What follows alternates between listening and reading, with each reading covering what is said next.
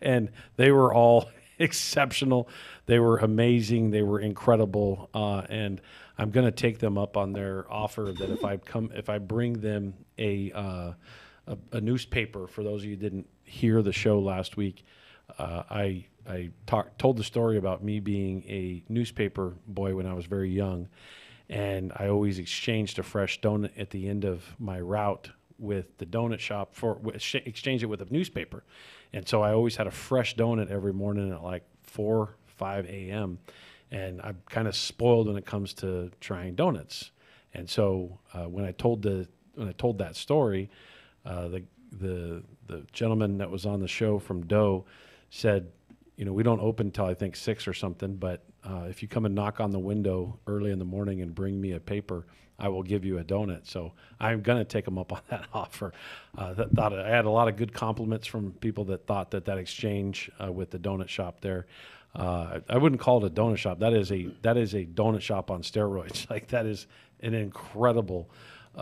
Their donuts, or whatever they're called, are masterpieces, and they taste unbelievable.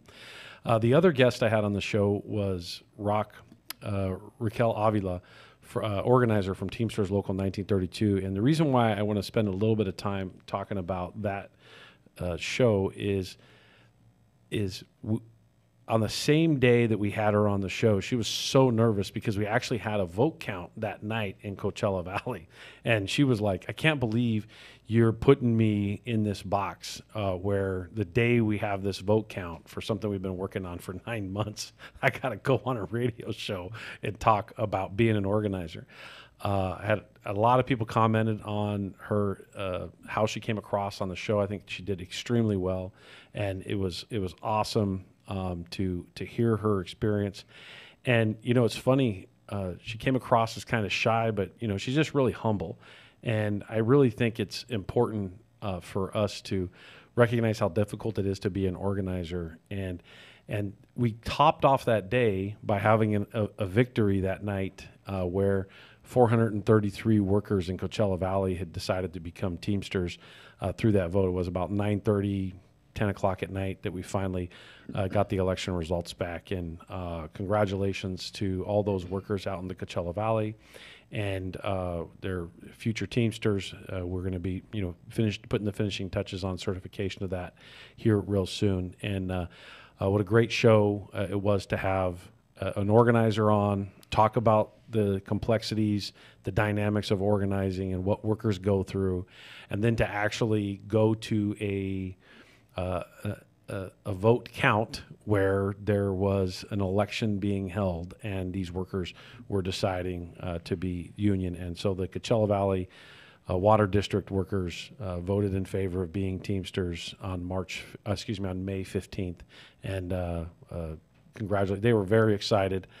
Great group, phenomenal group, very energetic, very, very assertive group, very proud to be Teamsters. And so, again, thank you all for all that you did in that space. So the shout-outs for this week. First one is Carlos Resendez out of Altadena South, Local 630. Want to give you a big shout-out. I was actually at an event, I think about a week and a half ago. He came up to me and said, hey, man, I'm listening to your show every week.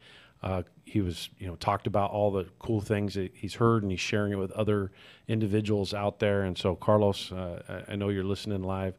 Appreciate you listening to the show, and we figured we'd do a quick shout out for you. Also, I got PSD preschool services workers in Crestline listening in live. I've got a number of staff members, and we have Zenith, Kaiser, and UBS up in the Hesperia Government Center right now, literally right now, doing a site visit. They're listening live. Also have I got actually somebody texted me and was like, you need to do a shout out for the staff at Local 1932 for listening live. So for all of you that are listening live at the staff at the local union, thanks for listening in. And I shouldn't overlook you because you guys almost all listening live on a regular basis. And so with that, we're going to do our Think a Teamster. For those of you that don't know, you probably see, if you haven't seen our billboards, you better start looking for it, or on the side of dozens of buses all over the Inland Empire is the Think a Teamster campaign that we have launched, and we're making sure that everybody understands all the different jobs that our members do. Teamsters represent everything from airline pilots to zookeepers. It is a true story. We do have airline pilots, and we do have zookeepers, and we literally have every job in between. And this is one of the favorite parts of the show, where people like to hear the different jobs that Teamsters do. There's a lot of very unique jobs that Teamsters do. And the first one I want to talk about is the Cargill the Cargill who processes sugar that's packed and used in food ingredients, everything from ketchup to barbecue sauce, and most of your food manufacturing use this type of sugar. Cargill members are out of Teamsters Local 455 in Denver, and they prepare and package that sugar that gets used in most foods. So from start to finish, Teamsters are part of that process. Clabber Girl baking powder. It's a old 1930s drawing of a family on the front. That is manufactured and distributed by Local 135 in Indiana. The famous label is really a good old school 1930s drawing. And for those of you that can recognize that, when next time you see that, you know that Teamsters manufactured it and distributed it. The next one is an interesting one. I get a little shout out of David Cruz from Coachella Valley Water District because he's a Giants fan. Boo to the Giants. I'm a Dodger fan. But Teamsters Local 665 members up in the Bay Area at Oracle Park, they have their valets, cashiers, and traffic directors. They provide all the essential services at Oracle Park, home of the San Francisco Giants. Again, if I were a Giant fan, I'd be more excited about it. But being a Dodger fan, you know, we got to be loyal to our team. What are you laughing at, Mark? So, yeah, you gotta. But David Cruz, of Coachella Valley Water District, one of our newest members here, he's a Giants fan, so he's going to feel good that we're giving a little shout out to his lowly old Giants, seeing that we keep beating them here recently. Anyway, that's a whole nother story. It's another show. So with that, we'll transition into current labor news, into new news. UCLA, UC Davis academic workers have gone on strike over the treatment of the protests. The solidarity and strike actions have happened as a result. Academic workers at UCLA and UC Davis, represented by UAW Local 4811, initiated a rolling strike in solidarity with the pro-Palestine protests, highlighting violations of their rights during university crackdowns on these demonstrations. It's ironic that, regardless of where you stand on the subject, the right to protest is what it is. And if you step on people's rights and the right to protest, you're going to get protest as a result of stepping on people's rights that are trying to protest. And so there's clearly significant disruptions in the strike, starting at UC Santa Cruz and then spreading to other campuses. Occurs at a crucial academic period, obviously affecting finals and grading. And so the union's actions are aimed to cause substantial disruption until their demands are met. And clearly, the point of it is to get everybody to sit down and, with the situation there in Palestine, peace should be the option that everybody's looking for. It's peace is the best way to deal with this. Anyway, next thing, this is particularly near and dear to me. Wisconsin unions are arguing for overturning a 2011 law that ended nearly all collective bargaining agreement. It was a challenge. Unions are challenging Act 10 in Wisconsin. For those of you that don't know labor history, this is extremely important because the right for public employees to collectively bargain was not gained until the 1960s. The right for any worker to bargain collectively wasn't gained until 1934. And then it was passed and memorialized in the National Labor Relations Act in 1935. And then it wasn't until 30 plus years later that public employees were also given the right to collectively bargain state by state, not necessarily federally, but state by state. The federal government said it's okay for it to be done on a state by state basis. And so only I think it's 29 states allow collective bargaining for public employees. Wisconsin historically was the first state to actually allow collective bargaining for public employees in, I think it was 1962, 1963. And so for that law in 2011 to be passed, it was a straight up attack on public employees, teachers, and law enforcement, and a number of other public workers were obviously attacked at trying to strip their rights to collectively bargain.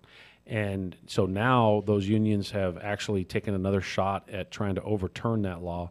And the Act 10, which was passed in 2011 and caused major disruptions. I don't know if you all remember, there was these huge demonstrations where people filled the Capitol for weeks on end, and they were basically pushing back that, stripping workers of their rights to collectively bargain, was quite the step back. So now you look all these years later, and some may celebrate this. I don't know who would, but there are some people that will celebrate that now workers in Wisconsin in those classifications make far less money than they did before, as well as a lot of their benefits have been stripped. The ironic thing that happened is after the Act 10 passed, you had most of the workers in that industry that were working for public entities that their bargaining rights were stripped. They left, they quit, and they went somewhere else where they could do the job somewhere else because they weren't going to work under those conditions. And so you had this huge actual turnover in the workforce as a result of it, and they had massive shortages when it came to people performing the jobs. And if you look at the jobs in comparison, they're making substantially less today, which is 13, 14 years later, than they did then. Their argument was too heavy of a burden on tax dollars. It's not true, because what they did is they passed that law and then they gave out billions of dollars in tax breaks to Foxconn and other huge corporations. All they did is they took the money and gave it to a big corporation that didn't even actually produce the jobs they said they were going to produce. And so it was a pretty big, scam, again, for big corporations to be able to squeeze tax dollars out of a local economy, and obviously not respecting the work that's being done by public servants is pretty it's pretty disgusting. And so it's good to see that these court proceedings in Dane County are currently being the judge is overseeing it is Jacob Frost, and is considering whether to allow the lawsuit to proceed, despite the previous legislature that took on efforts to dismiss it. The judge is scrutinizing the unequal treatment of the different classes of employees under the law. So think about the unequal treatment. If you got some workers in public entities that have the right to be bargained with, and then you have other workers that don't, clearly that creates a differential and an unequal treatment. And so the equal protection argument, the union's attorneys claims that there is no rational basis for exempting some public safety workers while subjecting others to the law's restrictions, highlighting potential equal protection violations. Now, think about that. The reason why they actually carved out in Act 10, they carved out certain public safety groups like cops and some others and said, okay, well, in this go around, we're not going to attack you, so that there wasn't a pushback. And then as time went on, their benefits were eroded as well. And as now you look back and everybody regrets that, the passage of Act 10. And so the impact on workers, if the lawsuit succeeds, collective bargaining rights would be restored for all public sector workers affected by Act 10. I don't, obviously I'm a little biased on this subject, but I'm sorry, but our Constitution in America protects the ability to have a contract between people, not just people, but entities. And quite frankly, stripping millions of workers' rights to have a contract between them and their employer is just wrong. It's in our opinion, it's un-American as it can be. And so the next item on the news is the Samsung union calls for the first ever strike against after pay negotiations stall. And so the historic strike announcement was the National Samsung Electronics Union, which is NSEA, has announced a one-day strike on June 7th, marking the first ever walkout at Samsung Electronics. And so the union is representing 28,000 members, nearly a quarter of Samsung's workers in South Korea. So obviously you got workers all over the world that are jumping up and saying, hey, man, we want to be represented too.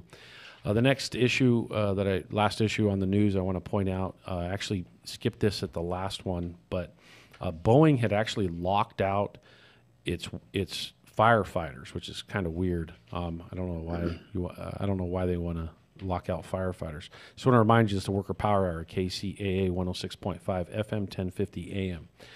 Remember, we got a live show. We got some FCC rules. We got to actually do the call letters on a regular basis so that we don't get in trouble. Right, Mark? Right. That's right. Right. Anyway, and then I've also told people that people have told me that they like hearing that because they feel like they're listening to a live show, and I'm all, that's because you are listening to a live show. It's not that you feel like you are; you actually are. Anyway, so it turns out that even after Boeing locked those firefighters out, that they've come back to the table and they've started to work through a number of their differences. The IAM District Lodge 751 and the Federal Aviation Administration, which is the FAA, are sitting down and trying to work through all that and try to mitigate it. The newly formed Event Review Committee includes representatives from the FAA, Boeing, and IAM District Lodge 751, which represents over 30,000 of Boeing's production workers. And so the idea is obviously to just get everybody together and build a consensus and try to solve the differences. And so with that takes me to the last part of this half hour, and that is our Teamster Advantage partner we have today. A very unique one today. For those of you that don't know, maybe just listening in for the first time, our Teamster Advantage network is comprised of more than 1,000 small businesses within the Inland Empire, as well as some in Orange County and LA. And we, we're in 26 chambers of commerce, and what we do is we offer up our membership connection between two of the local unions in the Inland Empire, which is nearly 100,000 people, which is over 30,000 members. And we advertise for them for free, and we encourage our members to buy local. We encourage our members to look through the app and identify if you're going to buy something or go to lunch or order something, or instead of going to a big box store or ordering something on the big evil Amazon, make sure that you try to do it locally, because doing something locally is going to keep more of your tax dollars in your local community versus being shuffled out to some big corporation that spans across the planet. And so us having Teamster Advantage partners on our radio show, we're always excited to have somebody live. Live. You like that for this one? You have someone alive, because we have a very unique Teamster Advantage partner. It's a new Teamster Advantage partner, right, Mark? Yeah, very new. And I'll just say the joke, I guess, if I use this Teamster Advantage partner, it's my last one that I'm using. Right. So why don't you introduce yourself and your Anthony, right? Yes, Randy, and I just want to say thank you for having me on the show. And yes, I would be the last one to let you down. Literally. I love it. This is great. I do not want to use you as a partner, but I get you. I just might have to at some point. Well, so what do you do? Because everybody's probably trying to figure it out. Well, right? My name is Anthony Hernandez. I'm the owner of Emerson Bartlett Memorial Chapel. We have a location in Yucaipa as well as Redlands. I'm a licensed funeral director in the state of California. I've been doing this for about 20 years. I think I just passed my 20th anniversary.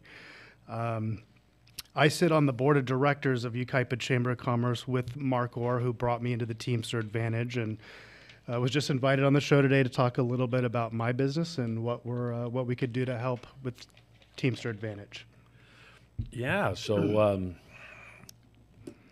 you're a funeral director. This is the end of the road. In other words, this is the last for everybody that we have. And this is unique. I think you're the first. This is our first funeral director in all the businesses that we have. Is that correct? All right. So I love it. I think this gives us a little bit of humor to a serious situation, because obviously for many people that lose a loved one, at a certain time, at a tragic time, and the stress of that, it's a hard situation to figure out. And it's a tough situation to sort out. And then obviously there's an economic burden to it. So having a discount there is obviously helpful to a family that's in need at that moment. And the great thing is we now have one of those added to the mix when it comes to the Teamster Advantage Network. So what's the discount that you offer the members? So going back, like you said, is yes, we meet with a lot of families. Death can come suddenly and put a financial burden on a family. They're expected, for services rendered, whether through our firm, a cemetery, to pay those fees up front. And that can sometimes be, $7,000 plus dollars. I know most people don't just have that sitting in the bank. So what we do offer is what's called advanced planning or pre-need, and that is where somebody can make arrangements prior to death. Planning your death. Exactly, and again, that's something most people don't want to talk about, but when you're faced with the reality of it, it does. It's going to happen. It's going to happen 100% It's going to happen. everybody. Absolute certainty. It's coming. Yep. The day that they find a cure, I'm out of a job, but I don't think that's going to happen. So what we're offering is a $300 discount to anyone who comes in that is with Teamster Advantage off of their pre-need. So already on what would be a discounted offering that they can make payments on, it would lock the prices into the day that they sign the contract. I've had folks that have passed away 20 years after they've done their policy, coming from 1996, 2000, and just from what the cost was then to now is, 100% increase. So with that discount would also, help that financial burden as well. So that's, again, something we're offering. If you come into either of our offices in Yucaipa or Redlands, you have proof that you're with Teamster Advantage, we will automatically offer that discount. So I'm not allowed to get buried in my backyard? Unfortunately, the state of California would frown upon that. So what state will let me do that? Possibly Colorado. They seem to be unregulated and on many fronts. In this area? Yes. Okay, that's interesting. Yeah, back in the day, they just buried you out in the North 40, right? Yep. You can't do that now. So, California's a very regulated state, so there's lots of inspections, things that we go through. We don't want a bunch of dead bodies laying around, right? No. We actually just got inspected a month ago, and both of our locations passed 100%. So I'm proud of that. Yeah, I live in Yucaipa. I actually drive by, when you come down Yucaipa Boulevard, I drive by your establishment on a regular basis. Yep, right there at the top of the hill. I turn around and I look at it and I always go, I hope I don't see that soon. Yeah, it's true. You won't see it. So yeah. I don't know. I have a spiritual belief that I'll see it shortly. Right, at some point you'll see it, and then you won't see much after that. So. And again, it's a place I understand that nobody wants to be at. It's a funeral home, but I encourage anyone to come and visit any of the locations. You could talk to myself, my wife Leah. We have a great staff there, and I'm always willing to answer any questions about my profession. Can you tell a funny story that's clean enough to? Well, and not some of the ones we heard offline, because those probably are too graphic for I don't know live if it's radio. Funny, but maybe one of the things that draws me into my line of work. Anybody ever wake up after no, all those stories you hear of somebody getting taken down there and they're actually alive? You ever had that happen? No, I think when I first started, I went and picked a gentleman who passed away up, and he did let out a breath that it did freak me out, but nothing other than that. Nothing. It's you pretty were saying quiet. Goodbye. Right? Yeah. I think the interesting part of my job is we've had a gentleman who was a Santa Claus for many years, and when he passed away, his wish was to be full Santa regalia, and that's what we did. We've had somebody who was a pirate. We'll honor pretty much anyone's wishes as long as it's within the bounds of the law. It's their last act of defiance or whatever it may be, right? So exactly, and that's joking aside, I think that's a good thing. In other words, honoring the wishes of those individuals, those last things that you do. Correct. It's really interesting whenever I'm sure you deal with fights happening and people arguing over money and stuff like that. Sure. I remember I had a situation once that, I got put in the middle of it right in front of a funeral director, and I was like, I'm not paying for this. I'm sorry. I don't know what to tell you. They're paying. Anyway, that's a long story for another show. But I'm sure you run into these crazy situations. That aside, the point is respecting the wishes of those individuals that have passed. Yes, is pretty important. I was having this conversation with my best friend many years ago, and when his grandfather died, it really stuck in his head that the way all of their belongings was just kind of being who wants this, who wants that, and it's just being kind of tossed around. And, you get someone who carries a quarter in their pocket for 50 years. A quarter had this tremendous amount of significance to them. And then somebody holds it up at the end and says, who wants the quarter? No, man, there's a lot of meaning. We should spend a little bit more time respecting the wishes of those who have passed, because they did impact us most of the time in a pretty good way the time that they're there. So it's great that you actually do that. We celebrate birthdays and weddings, and I always say, when someone passes, it may not be for everyone. Some people do choose a simple cremation, but what is simple? I say it can be anything that you want. And we have a large chapel, and I always encourage people to celebrate their loved ones. That's what I get out of it, and that's the enjoyment of my job. It is sad. It can be depressing. You see horrible things, but you also see the good in people, and like I said, that's where my passion lies, and why I've been able to do this for 20 years.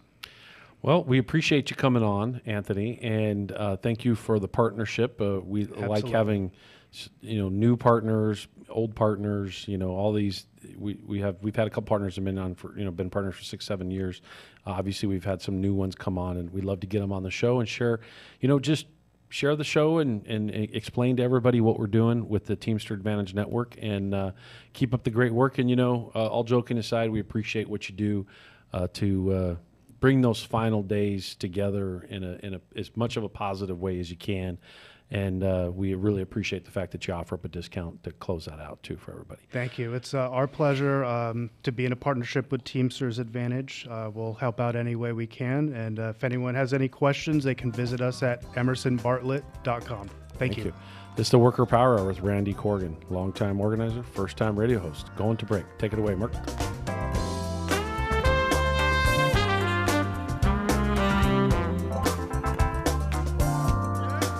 Thank you, Inland Empire, for listening to KCAA Radio. Are you looking for a good union job? The Inland Empire's 14,000 member strong Teamsters Local 1932 has opened a training center to get working people trained and placed in open positions in public service clerical work and in jobs in the logistics industry. This is a new opportunity to advance your career and raise standards across the region. Visit 1932trainingcenter.org to enroll today. That's 1932trainingcenter.org. NBC News Radio, I'm Lisa Taylor. The Donald Trump hush money jury has been dismissed for the day. Earlier in the afternoon, the jury rang the bell twice during deliberations with two requests. The first note asked for the National Enquirer publisher David Pecker's testimony about a phone call with Trump, Pecker's testimony regarding Playboy model Kara McDougal, Michael Cohen, and Pecker's testimony regarding the Trump Tower meeting. Yasmin Masujian is outside the courthouse with the content of the second note from the jury. The second note was they want to get the jury instructions reread to them. Judge Juan Mershon has now said to them they will reread those jury instructions, which we know now will take at least an hour and 15 minutes tomorrow morning when they resume court. When it comes to those four questions, it's going to take at least 30 minutes or so, the judges said, to read through those transcripts. Remember, they have a laptop with them in that deliberation room. They don't have transcripts on that laptop. They have the evidence on that laptop that has been submitted. Trump is charged with falsifying records before the 2016 election to hide payments to adult film star Stormy Daniels. Lisa Taylor, NBC News Radio.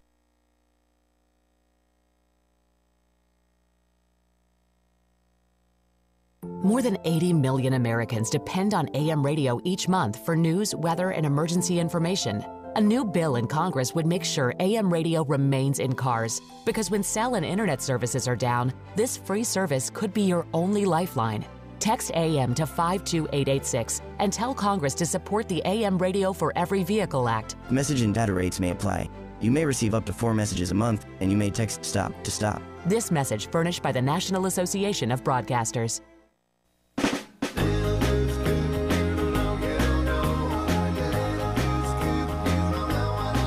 Was your car involved in an accident or just need help with dents? All Magic Paint and Body Collision Centers. In business for over 30 years. Their highly trained staff and certified technicians and friendly staff are the best in the business and treat each car as if it was their own. All Magic Paint and Body Collision Centers are family owned. and offer state-of-the-art equipment and tools to ensure optimum results. They use the latest technology in computerized color matching and specialize in frame repairs. With their modern laser measuring systems, they're OEM certified, and they have 4 locations to serve you. All Magic Paint and Body Collision Centers offer rental car assistance with free drop-off and pickup services too, and their work has a lifetime guarantee. All Magic Paint and Body Collision Centers are in Norco, Eastvale, Moreno Valley, and in Fontana. Call them at 1-800-61-MAGIC. That's 1-800-61-MAGIC. All Magic Paint and Body Collision Centers. 1-800-61-MAGIC. All Magic Paint and Auto Body says, drive carefully. Our sponsor, Applied Earthworks, serves the Inland Valley in Southern California for over 24 years, specializing in cultural resource management and expert in archaeology, paleontology, architectural history, and historic preservation, making it possible to build for the future without sacrificing our cultural heritage. Learn more and see employment opportunities at AppliedEarthworks.com. Progress and preservation. Applied Earthworks supports our veterans. This is KCAA. Welcome to the Worker Power Hour with Randy Korgan, a brand new show about labor and worker issues. The host of the show is Randy Korgan, Secretary-Treasurer and Principal Office and leader of Teamsters 1932, one of the largest public sector labor unions on the West Coast, representing workers in government and non-sworn law enforcement personnel. Randy Korgan is a 30-year Teamster who first became involved in the labor movement by volunteering his time as an organizer with the Teamsters Union at the age of 21. Since then, he's helped thousands organize, mobilize, and achieve bargaining rights. He accomplished this by spending countless hours with brave men and women all over Southern California, in their living rooms, on the picket line, to bring workers towards victory. This is the Worker Power Hour. And now here's the host of the show, Randy Korgan. All right. We're back on the back half of the hour. Thanks for staying in there and hanging in. It's the Worker Power Hour with Randy Korgan, KCAA 106.5 FM, 1050 AM. Thanks for getting me the right intro this time, Mark. Appreciate it. We changed the name of the show after about a month and a half or something, from Teamster Roundup to the Worker Power Hour. And so, our first year is going to be testing and trying a bunch of different things. And apparently we just happened to queue up the wrong intro, so appreciate it. Mark's like, "Why are you beating me up?" You got to have fun with it. If you can't roll with it, you don't know how to deal with challenges, right? So no big deal. Hey, so there's something significant that Teamsters Local 1932 and its membership did last week, and I want to spend actually the back half of this hour talking about how important and significant it is, because it's a subject that has really kind of left the normal mainstream discussion for workers in the last 3 or 4 decades, to a degree that it's become this so-called unrealistic something to achieve that's very unrealistic. And we don't agree with that, never have, and it really circles around affordable health care. And the system with health care has created really unaffordable situations in a lot of cases. But when you're in collective bargaining, there's very creative ways of solving this subject. And I like to define affordable health care as not just how much your health care costs today or doesn't cost you and it costs the employer, but secondarily, how your health care is managed up until you retire, as well as beyond retirement, and quite frankly, until you meet Anthony, who was here earlier on the earlier part of the show, who works at the mortuary. And I think that having good, affordable health care shouldn't be too unrealistic of an expectation to have affordable health care until you're in the box or in the urn or whatever it is that Anthony's going to do with you, whatever your final wishes are. And unfortunately, corporate America has on 2 platforms created problems when it comes to, number one, the affordability of it, corporate America's ability to really ruin the healthcare industry in many things that are now for profit that should not be for profit, and making the costs skyrocket to an unaffordable level. And then second, creating a narrative that workers should pay for their health care and not employers or another system. And the reality is everybody should be entitled to health care. And clearly we don't have universal health care in America, but we do have employers that can pay for health care. And so I preface all this discussion on what happened so significantly last week, which was the Board of Trustees for the Teamsters Local 1932 Health and Welfare Trust and Retiree Fund. I know it's a long, long title, but it's a fund that has two trusts built into one another, which is an active fund that helps manage the benefits for thousands of employees work at the County of San Bernardino, as well as a separate fund that manages the retirement benefits of employees that retired from San Bernardino County that are in our bargaining unit. And the Board of Trustees approved something extremely significant based on the funding levels. And for those of you that don't know, we built a health and welfare plan a few years ago, and that plan has built up reserves. There's a lot of ways that you can be creative in your ability to build up reserves, and we built what we call a retirement component to health and welfare, which is what happens to me when I retire. Maybe I have an early retirement formula or a date that I can retire when I'm 55 or 57 or 60 or 62, pre-65, because when I hit 65, for the most part, I'm Medicare eligible. So I'm going to have benefits on Medicare. Then there's a post-65 benefit that is a Medicare Part B. It's a supplement to Medicare that helps deal with the costs if you are participating in a plan like that monthly. And so it's what we call a post-65 benefit.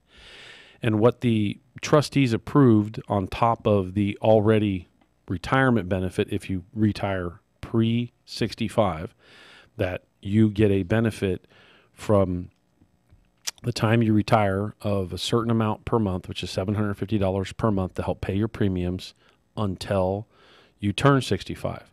And at 65, the benefit terminates because you go on to Medicare. Now, what the trustees approved as of January of 2025 is that now you will get a post-65 benefit in addition to you having a spousal pre-65 benefit.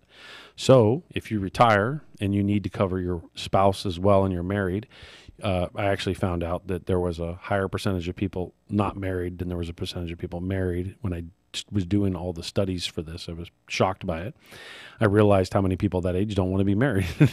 And so having a spouse benefit if you are married is important to how much it's going to cost you and the definition of affordable health care. So the significance in this is there's this misnomer that county employees or state employees or public employees have all these incredibly rich benefits and then they retire with these exorbitant amounts of money, which is not true. But whatever. There's a narrative that's created because they want to reduce how much people make, and the other thing they want to do is strip away those benefits. And when we first helped the workers in San Bernardino County become Teamsters in 2015, what was unaffordable by a far stretch was their health care. Their health care was costing them, many families, $400 and $500 a month in how much they were paying in addition to the premiums. And they're in this case, they're working for a government agency that provides health care benefits to people that don't make enough money to have health care benefits. And ironically, those very same people were standing in line for the same benefit in which they're helping the general public gain. Yet public employees are villainized as if they are, making $1 million a year and getting these crazy lucrative pensions that, there's a handful of people that have, I guess, manipulated the system. And for the hundreds of thousands that are just getting an average pension, there is only one for every 100,000 that are at that super high number, and they use that to make everything else look bad, as if everybody's getting, $300,000 a year from a retirement plan, which is not true. So that villainization created an erosion of benefits over a long period of time, and then the workers at San Bernardino County didn't have a retiree medical component on top of it. They didn't have affordable health care, nor did they have a retiree medical component.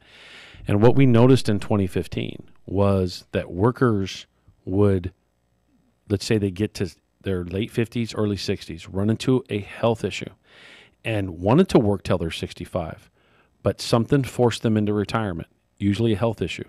And doing my job of now more than 30 years, I have seen this happen thousands of times, where you are on pace, you want to work till you're 62, you want to work till you're 65, you may want to even work till you're 70, but something happens. A heart attack happens, a stroke happens, an accident, something happens, and health gets in the way, and somebody's forced to retire. And if they don't have a mechanism or a system or a process, then guess what? Boom, if they're in a low-paying job on top of not having good benefit structure and then not having a retiree medical component, they're literally forced into poverty as a result of a health decision, a situation where it was far beyond their control.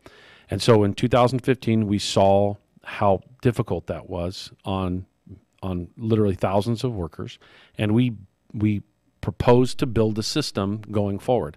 And now we look at where we are in 2024, and in less than 10 years, we've not only been able to help make healthcare affordable. And so now if you're a new employee at San Bernardino County and you have no idea, and you're coming into one of our bargaining units, if you're going into one of the other bargaining units, it looks very different. Healthcare is extremely expensive. But if you're going into our bargaining units and you get hired in the units in which we represent, which is 8 of them, and you look at the options, you actually have an option that is zero cost out of your pocket for the premium. It's 100% paid by the employer. It's got if you go to the doctor, it's it's a little bit more. It's not $10. It's like $25. Some other things have a little bit of a upfront deductible, unlike the other plan. But if you choose the premium plan, it's actually affordable now. It's just a little bit of money out of your pocket to help pay the premium as compared to before. And clearly there was no retiree component. In other words, if you retired early and or you retired post 65, there was nothing to wrap around your health to make sure that health issues didn't put you in poverty. You could have worked for the employer for 35, 40 years, and guess what? You're driven into poverty because of these decisions. And so I give all that as a kind of like a backdrop to what I'm explaining, because since we've announced this, no different than when in 2019 when we bargained a contract that we had bargained and it changed the trajectory of the cost for healthcare. We had people in tears that were calling and really changing, they were calling and identifying how much their life had changed as a result of having affordable healthcare. And now people that say they're in their 20s or 30s may not be paying attention to this, but all of us that creeped into our 40s and 50s and maybe older, all of a sudden this issue becomes way more prioritized. And I want to tell a couple stories of why it always was a priority to me. And that was because I started as a Teamster. I actually worked on a Teamster dock when I was a teenager, and before I turned 18 and was able to get a legitimate Teamster job. In other words, I could officially work at that company and get a check from, because you had to be 18 to work there. When I went to work and became a Teamster at that location, within a week of me going to work there, a number of old guys, I call them old now. They were probably younger than I am now, but when I was 18, I viewed them as old. Those individuals sat me down in the break room and literally borderline threatened my life if I ever gave up their retiree medical or did anything to their retirement plans or messed up their health care. And in a funny way, basically said, we see you're new. We do this with all new people coming in, and we want to make sure that don't you ever do anything to cut our retiree health care. Don't you ever do anything to reduce our pension. And don't you ever do anything to minimize the cost or to hurt the cost of our health care because you're going to get old like us one day, and you're going to need that. And it always stuck in my mind. I can still picture what break room I was sitting at and what table I was sitting at when they did it to me. And, I kind of looked at them, and, I was a little aggressive at the time. And my first thing I thought is, all right, maybe we're going to fight. All right, cool. And, joking aside, then I realized, well, this is serious. Like, these guys have a lot invested, and it stuck with me. It always stuck with me. And I think, somebody asked me to tell this story, and I think it's the reason why it's important to tell the story is we're not doing a good enough job in this generation of explaining it to the next generation that's just starting on why retirement vehicles like this are very important. And for me, it was very impactful, which is now, because of that conversation, I've been able to, I went to work for the union when I was very young, and I've been able to bargain contracts and always prioritized retirement as a result of those few guys that cornered me in a break room. And obviously I had a great relationship with them for the entire time I worked there, and respected the fact that they were very assertive. But the reason why I want to share this story is this is very possible. And most importantly, people say, oh, public employees now on the tax dime to pay, have your retiree medical paid for, and I don't have that. Every bit of this program was actually built out of their own money being the workers' money. The workers diverted a certain percentage of their salary to pay for it. It's all self-funded, 100% of it, self-funded. And you heard that correctly. The reduction of their health care costs, the ability to have a retiree medical component, and a pre-65 and a post-65, all done through collective bargaining, number one, pooling your money and your resources, number two, and diverting your own money. So what we did backing up some time in 17 and 18 is we surveyed thousands of people and asked, does this make sense? Does that, in different scenarios? And we really got an idea of where people were. And essentially ultimately we asked a very simple question. Would you make 50 cents less an hour on average, 50 cents or 60 cents less an hour to have these benefits? And people, by 80 or 90%, yes, absolutely. And at all age groups, age ranges, when you got down into the lower years, as far as younger years, they were more likely to want them themselves. And so you have this group of public employees who have taken their own money, put it into a fund, and created affordability for their future, their present, which is their healthcare costs, and second, their future, which is their retirement vehicles. That is going to completely change their trajectory down the road. Because I understand if you're listening to this and you're in your early 20s, you may not, listen, no big deal. Look, man, I still think I'm 25 in some days, and I'm just shocked that I'm 52. And I don't know what happened. Time blew by, and guess what? It's here. Everybody told me that was going to happen. I didn't believe them, and guess what? It's here, and now I'm the old guy in the room trying to explain to the young guys. This is the Worker Power Hour with Randy Korgan, KCAA, 106.5 FM, 1050 AM. Anyway, the point is it's important to prioritize this discussion and make it to where people understand that it is achievable. It's something significant that happened after that vote was held last week for the Board of Trustees, after looking at the financial projections, said we can turn on these benefits and they can be available from this point to on. We picked up the phone and actually called somebody by the name of Jack. Jack is on a bargaining team at San Bernardino County, and he was post-65 while he was on the bargaining team. And he was somebody who actually voted in favor of building a system, even if it didn't have a post-65 benefit. Him and other people knew that it was important to get the benefits started and actually get it moving, even if it meant they wouldn't individually get the benefit at first. And they may never realize the benefit, that it was important for the next generation to get it started and to sacrifice to get it started for the next generation so that they won't run into those same struggles when they hit 57, 60, 62, 65.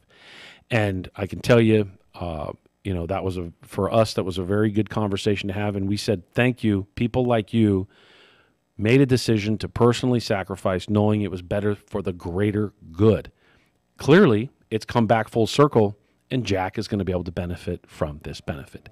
And it goes to show that if you do the right thing, and you have patience, and you have a plan, and you have collective bargaining, and you have these sorts of benefits, or you're trying to achieve them, you may not achieve them all at once. You may not, you may just get a little piece of it at a time. And it took us years. But when you look back, I look back after last Wednesday's meeting, and I realized that literally in a 5-year span, we were able to go from zero to this and literally change the trajectory of tens of thousands of workers' lives over the next couple decades. That is very, very significant. I'm being told, Mark's telling me I got 2 minutes left. It's powerful. It's a game changer for workers. And for those of us that are in our 40s or 50s and are starting to think about, okay, at some point I got to pull the plug. What is the date? When does it look? What does it look like? And how is it going to happen? One of the biggest factors is how much your healthcare is going to cost. And if that pathway is dealt with and managed in the future is handled, guess what? It's going to make for an easier transition, and you are not going to be forced into a negative situation. So I probably only got about a minute left, and I want to close out the show. I want to thank everybody for listening in to this portion. I can tell you I'm so proud of our members. I'm proud of our staff and board and everybody that was able to get us to this point. And we got here because of worker power. And what are we doing to build worker power? You probably see our buses and our billboards and our advertisement and what we're doing with the Teamster Advantage Network. We're making sure everybody understands, think a Teamster. Talk with your family. Talk with your friends. Talk with a neighbor on how to build worker power, because worker power is what leads to these types of benefits. Longtime organizer, first-time radio host, Randy Korgan with the Worker Power Hour, signing off.